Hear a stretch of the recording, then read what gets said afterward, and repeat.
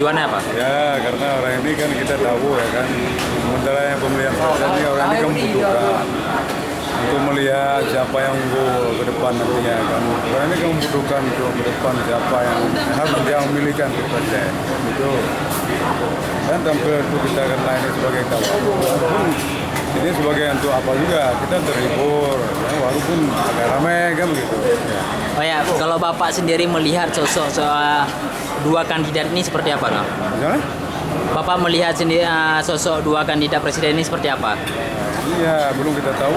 Ini kan tampil nanti siapa ini kan masih lama. Ini dalam proses debat-debat ini kan masih lama. Jadi soalnya kan belum kita tahu siapa nanti yang sebenarnya ya kan. Udah ada pilihan ya, Pak? Nah, ya kalau pilihan, ya kan itu isu-isunya ya mungkin bola kayak gitu kan. Tapi ya belum kita tahu ya kan. Gitu. Nama Pak siapa? Ini Abu Bakar.